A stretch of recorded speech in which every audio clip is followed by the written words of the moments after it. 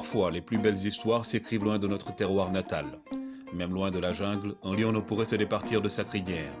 Cette histoire mérite d'être racontée et citée en exemple, car il est des plus inspirantes. À un Sénégalais, rien n'est impossible, surtout quand on se nomme Diop. Il ne suffit pas de se proclamer meilleur pour l'être. Cela exige l'humilité et l'abnégation d'un jeune aux ambitions à la taille de son courage. C'est l'histoire d'un jeune diplômé noir au pays du royaume chérifien. Il est né le 21 février 1970 à Dakar, des VIP sénégalais au Marzen, en passant par le cercle fermé des riches hommes d'affaires. Le patron du cabinet Mazars au Maroc côtoie depuis plus de 30 ans les élites du continent. Au Maroc, Abdoulaye Diop est incontournable dès lors que l'on s'intéresse à l'économie du pays et aux ambitions de son secteur privé sur le continent. Patron de la branche locale du cabinet d'audit et de conseil français Mazars, également responsable de son développement africain, ce Sénégalais de 51 ans est considéré comme le Monsieur Afrique du royaume. Sans cesse entre deux avions, il parcourt le continent 200 jours par an. Fils de l'ambassadeur Babacar Diop, il a été élevé loin du pays de ses aïeux. Entre l'Inde, la Malaisie et très peu au Sénégal, Abdou Diop pose ses valises à Rabat, avenue des Princesses à l'âge de 15 ans. Après son bac obtenu au lycée Descartes, Monsieur Afrique intègre l'Institut supérieur de commerce et d'administration des entreprises, un établissement d'excellence où il poursuit son exploration de la bonne société sur l'axe Casa-Rabat. Diop y rencontre le fils de l'avocat Monsef Belkayat, patron du groupe Dislog, mais aussi ancien ministre de la Jeunesse, ainsi que le journaliste d'investigation Aboubakr Diamaï, aujourd'hui installé dans le sud de la France où il enseigne.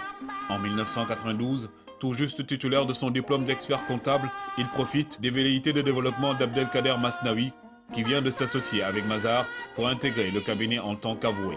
Abdoulaye Diop a toujours considéré ce dernier décédé en octobre dernier comme son mentor, son guide. À mesure qu'il grimpe les échelons, les pages de son carnet d'adresses se remplissent des personnalités de premier plan. Monsieur Diop se comporte comme un Marocain de pure souche, passant sans problème du français au darija, l'arabe dialectal du pays.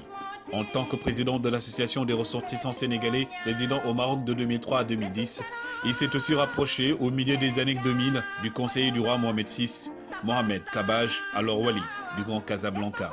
Repéré pour ses activités sur le continent, Abdoulaye Diop est invité en 2014 par Myriam Ben Salah Chakroun, qu'il côtoyait déjà au sein de beaucoup de conseils d'administration, à rejoindre la Confédération Générale des Entreprises du Maroc, CEGEM. D'abord simple membre de la Commission Afrique, il est nommé à sa tête l'année suivante, une première pour un nom marocain.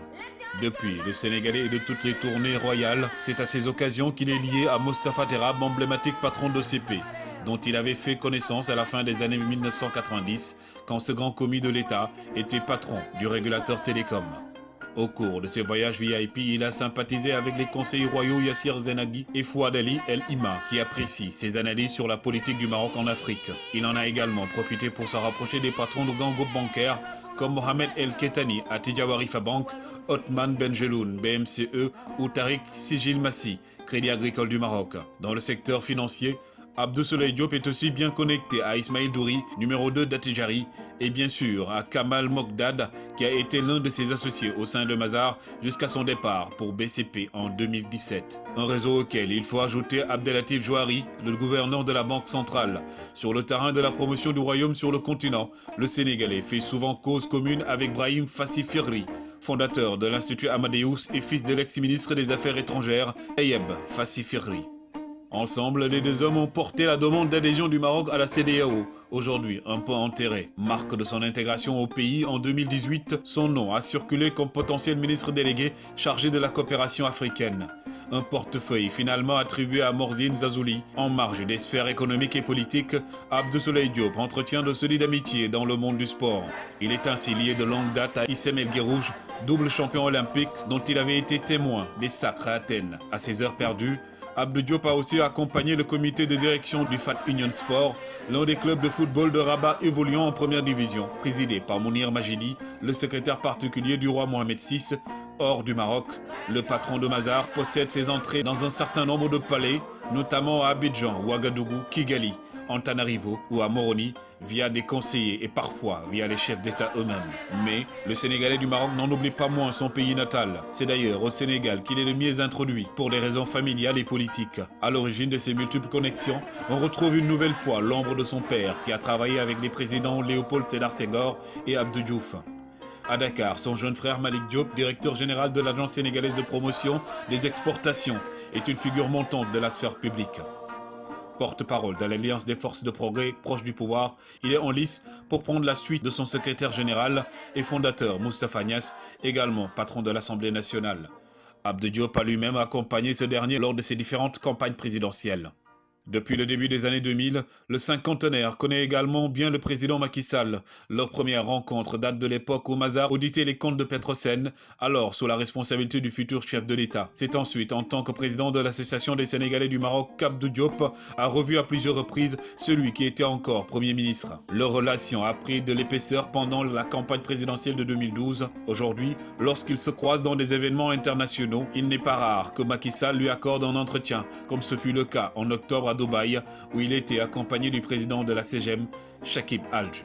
Abdou Diop est également lié à Mohamed Boun Abdallah Dionne, ex-premier ministre et proche du chef de l'État, ainsi que Mahamadou Diagne Ndiaye, autre spin docteur du président qui dirige par ailleurs le comité olympique sénégalais. Au fil des époques, Abdou Souleye Diop est devenu un citoyen de la diaspora, un fils du Maghreb, descendant de la Dior Ngoné Latyr Diop. Le plus marocain des Sénégalais a su se faire et se bâtir une réputation loin du statut de fils de diplomate, né avec une cuillère en or dans la bouche.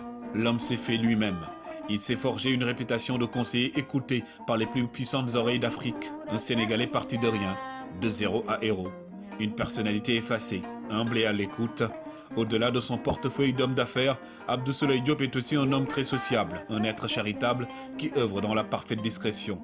Nul doute qu'Abdou Souleye Diop a marqué son époque et d'ici quelques années encore, l'on continuera de parler de son époque pour qu'il serve d'exemple aux générations africaines à venir. Comme quoi, pour tout ambitieux et humble, la réussite sera au bout de l'effort.